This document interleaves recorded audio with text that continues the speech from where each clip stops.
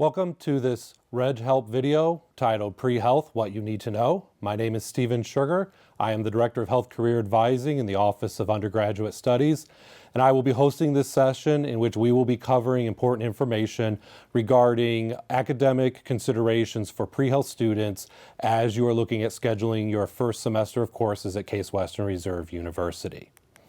There are three goals that we have for this session. First, we are looking to review the academic requirements for students who are in the pre-health sciences, and that would include any student who is planning after their years of undergraduate study to go on to a professional school in the health sciences, such as medicine, dentistry, physician assistant, veterinary medicine, and so on. Secondly, we will discuss academic considerations that can impact your schedule, especially in the first semester. And then finally, we will be looking at the specifics of developing your schedule for the fall semester of 2016. Keep in mind that should you have any questions regarding the information in this video, you can email them throughout the summer to the email address that is on the PowerPoint screen, summerreghelp@case.edu, and that email will be provided again at the end of this video. To begin with, as I said, we'd like to cover the requirements for students who are looking to go into the health sciences in professional studies after their undergraduate years. So this is simply a list of the courses that most students who fall into the pre-health category would need to take as an undergraduate student. First, you would need to take 2 semesters of inorganic chemistry with lab. Oftentimes, this is also referred to as general chemistry. You will need 2 semesters of organic chemistry with lab.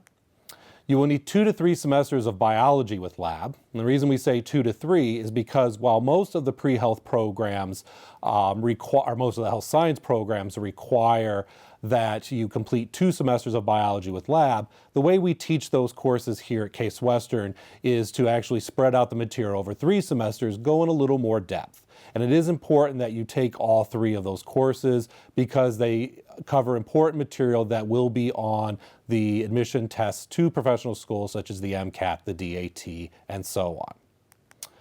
In addition to the biology courses, you will need 2 semesters of physics with lab, 1 semester of introductory biochemistry, 2 semesters of English composition, which will be covered by the SAGE's writing seminars, 1 to 2 semesters of calculus, and that will depend upon which of the health science programs you are looking to go into, 1 semester of statistics, and 1 to 2 semesters in the behavioral sciences. Now, for most students, this will mean you'll need to take an introductory course in psychology and sociology. All pre-med students should do that in preparation for the MCAT. In addition, some of the other health science areas may require 2 semesters of psychology, usually the introductory course and then a later course, sometimes defined specifically, such as behavioral psychology or developmental psychology. Others are more open, will allow you to take any course that you like. When considering your program requirements for the individual programs, also be aware that there are variations among the health science professions and individual programs. For example, some medical schools, while it is a minority, require an upper-level course in upper genetics. Likewise, some of the professions do not have all of those requirements that we just reviewed. For example, students who are going into physical therapy do not need to take organic chemistry, and students who are looking to become a physician assistant are not required to take physics. However, do recognize even for these professions, many of the students do end up majoring in areas such as biology, biochemistry, and so on, and those majors may require that coursework. Also, some of the health science professions require unique courses outside of the core sciences. For example, students who are looking to go into pharmacy may need to take an introductory course in economics, and students who are looking to go into physical therapy or become a physician assistant may need to take a course in medical terminology. Another consideration that we look into when setting up your schedule and when you'll be taking courses that meet the requirements are the admission exams. So students who are looking to go into medicine will eventually need to take the MCAT. Students who want to go into dentistry will take the DAT. Pharmacy will take the PCAT. Optometry will take the OAT. and most of the other areas such as veterinary medicine, physical therapy, physician assistants, and so on will take the GRE. Now, these tests are typically taken at the end of the third year, especially for students who want to follow the traditional path of graduating in 4 years and then going on to their professional school immediately afterwards. Those students will need to take the exam by the end of the third year. As such, as we think about what courses you should be taking your first year and beyond, we want to plan accordingly that you'll have all of the core requirements completed in the subject areas that will be on these tests so that you're ready to do so. For students who bring in a lot of AP credit, post-secondary work, or so on, may be ready to take these exams earlier, and that's something for us to sit down individually and figure out what works best for you. Also, when considering the program requirements, as we've been discussing, do realize that even though there are these general requirements, each student is individual, and you will probably need to sit down with the pre-health advisor to figure out exactly when you should be taking each of these courses based upon your interests, your goals, but also the credits you're bringing into the university as a first-year student. Other considerations as we think about your schedule for your first year include your major area of interest. So what is the area of study that you plan on pursuing as an undergraduate student? Now, most of these professional schools are very open to accepting any major in the health, or any major at the undergraduate level. While it's true that most students do end up gravitating to the biological and chemical sciences, it is perfectly okay to major in areas such as anthropology or art history or accounting and still go on to these professional schools. So as you consider your schedule, you will have to think about that. Many of you may be considering multiple majors or picking up minors, and that certainly is okay. What I do caution, though, is adding additional majors and minors simply because you think it will enhance your application to these professional schools. We must always keep in mind that the schools and the programs are more interested in the quality of your undergraduate experience and education rather than the quantity of titles and certifications that you receive. As such, I only recommend picking up, say, a double major or doing a dual degree program or picking up minors if you have a true academic interest in those fields. And it is important to recognize that if you do have those interests, your undergraduate years are a unique time, and it may be the only time that you have that opportunity to take courses in something like a language or in classics or in other areas that aren't directly related to the health sciences. It becomes very difficult after your undergraduate years to pursue those interests. So if you do have them, I encourage all of you to look at them now. Another consideration, especially for students who are planning to major in the natural sciences, is whether to complete a BA or a BS degree, the Bachelor of Arts or the Bachelor of Science. Here again, the professional schools do not give preference to one type of degree over the other. What you want to consider in the BA versus the BS is what do you want out of your undergraduate years? Now, many students in the pre-health sciences do go the Bachelor of Arts route, primarily because it's more flexible. And so if you do want to double major, if you do want to pick up a minor or other areas of study, it's easier to do so. But for those students who are interested in going a little deeper into those science areas, maybe taking some additional coursework related to research experiences or quantitative analysis, oftentimes the Bachelor of Science degree is the better option for you. In deciding between a BA or a BS, the best recommendation I can give is to speak with the faculty in that program when you arrive on campus. Talk to them about what your goals and your interests are for your undergraduate education, and they can advise you best whether the BA or the BS is the best option. Finally, as you think about your schedule considerations, there are also general education requirements that all students at Case Western must complete. So these include taking a number of courses in the social sciences, the arts and humanities, as well as the natural sciences. Now, the natural sciences, I should also mention the mathematical sciences, that's typically not a concern for the pre-health students because your requirements for those programs, you're going to easily cover them. But you do have to make sure that you meet all the general education requirements as well. Not directly related to curriculum, but some other important interests that you have to think about as you create your schedule.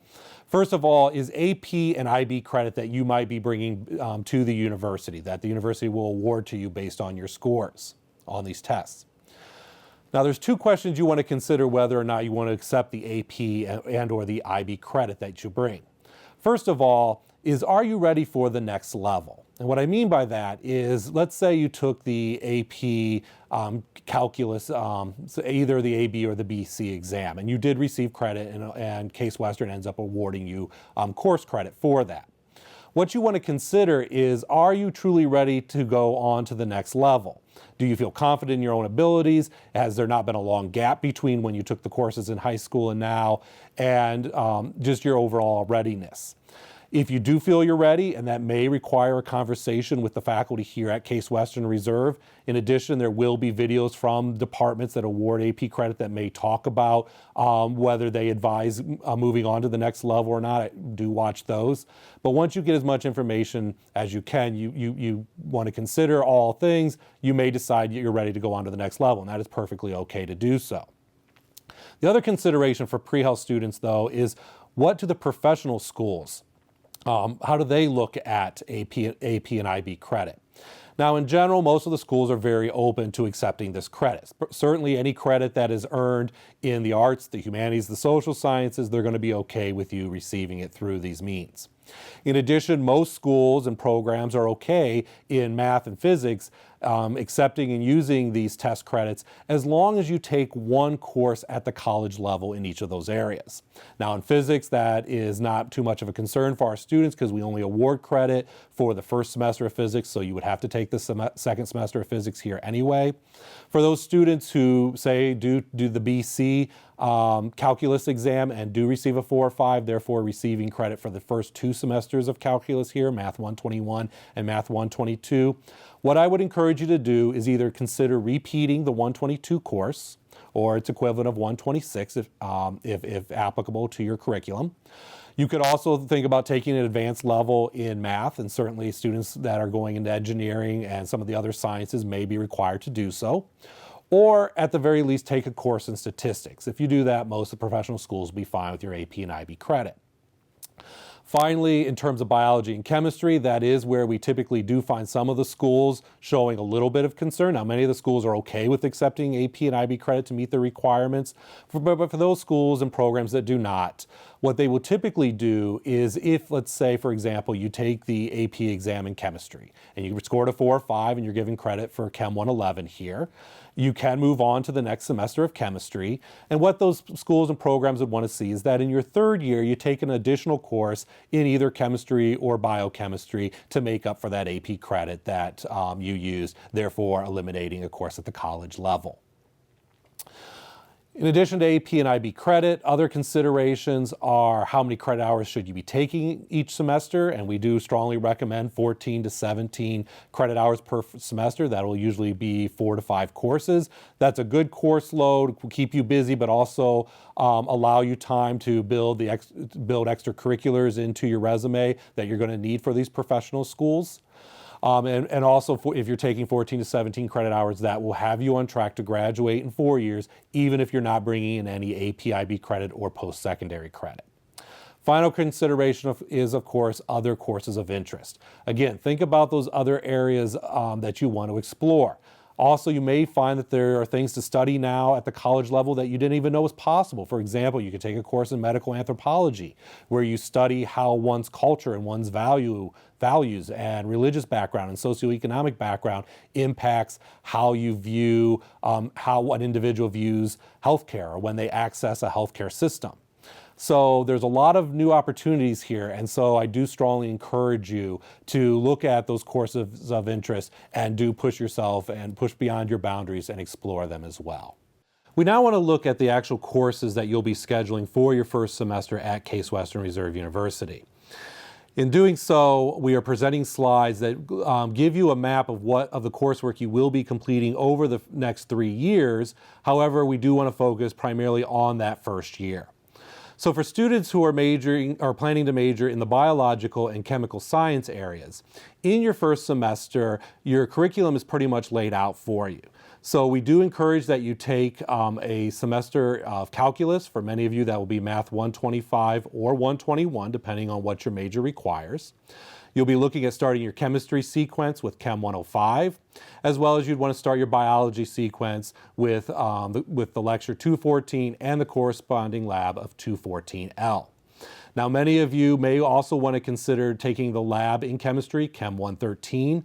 However, you do have the option of either taking that in the first or second semester. Paired with all of these courses is going to be the SAGES writing seminar. So once we add that to it, you already have a full curriculum ready to go. You're in that window of 14 to 17 credit hours. Now, certainly if you're bringing in any AP credit, you may have already tested out of some of these subject areas, especially the math and the chemistry. So that's why you then want to look on to the second semester or beyond to slide courses into the first semester so that you are continuing to advance in the curriculum. Now, an important thing to note here for students outside of engineering, if you receive AP credit for a 4 or 5 on the exam, you will see that you'll receive credit for Chem 111.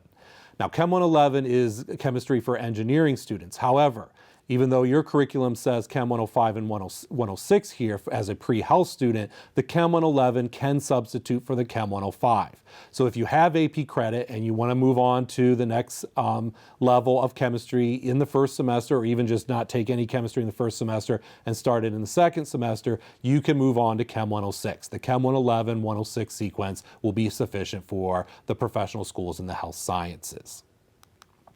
Moving on to students who are looking to major in the mathematical and physical sciences, when you look at this grid, you will see that essentially it remains the same as the previous one. The significant difference here is that we're moving biology back to the second year and moving physics upward because your majors are going to require that. So for many of you in this area, you'll be looking at starting with Physics 121 in the first semester, along with chemistry and math, and then moving on to Physics 122 in the second semester. If you are in a BA that allows you to do Physics 115 or 116, that is okay. However, most of the majors in this are going to require the 121 and 122 sequence. Students who are planning to major in engineering, here again you will see that we have you starting in math and chemistry in your first semester. The courses here though are Math 121, that sequence, the 121, 122 sequence is required for your major. Also you'll see the Chem 111 and then Engineering 145. Engineering 145 is considered a chemistry course by the health professional programs and schools. Finally, we have you starting in Physics 121 and 122 as well. And as an engineering student, you need to do that sequence. 115 and 116 will not suffice. Here again, I want to remind you that you will need to take Chem 113, the lab, either in the first or second semester. That's not a requirement for the engineering majors, but you do need to do it as a pre-health science student. And again, you will also be adding your SAGES coursework into your first semester. Finally, for those students who are looking to major in the arts, the humanities, or the social sciences, here again we see chemistry and biology in the first semester, and you do want to take those courses, and we are strongly recommending that you take Chem 113 in the first semester as well. This is in order to create balance in your schedule. If you'll notice in the second semester, that's when we then recommend that you take your math course, Math 125. Of course, if you want to take Math 121, you're welcome to do so as well, but 125 is sufficient. If you want to take Math 125 in the first semester, you just want to get the math over with, that's okay. You can move that over there. The reason we do not have it in the first semester for these majors, though, is because we recognize that many of you may want to start with an introductory course in the area of study. So, for example, if you want to major in psychology, you may want to take Psych 101. If you want to major in something like economics, you may be looking at Econ 102 or 103 in the first semester. And so we wanted to build that flexibility into your schedule so that you can take one of those courses. Again, that's why we recommend moving math to the second semester. Now, I know there was a lot of information on these slides, and so, of course, you can always pause or rewind in this video, but I also want to remind you that there is the first year registration guide that has the same information along with footnotes and more explanations on the curriculum, so you can always refer to those. In addition, the pre-health advising site on the undergraduate studies webpage has this information as well. In conclusion, I just want to mention a little bit about pre-health advising at the university. It is conducted by the Director of Health Career Advising, and that is my office in undergraduate studies in Sears Building 357. And certainly I hope you will all take the opportunity to to come and see me during the first semester. I would like to meet with each of you one-on-one. And then during the orientation welcome week in August, that'll be the week before classes, there will be an official welcome. One session for the pre-med students, and then another session for all of the other health science areas. And the time and location has not been determined yet, but do check your information regarding orientation. It will be listed there. Again, as a final reminder, if you do have questions as you're working on your schedules, anything related to your first semester scheduling, please do email us at summerreghelp@case.edu. We'll be glad to field any questions you have. Thank you for your time and watching this video.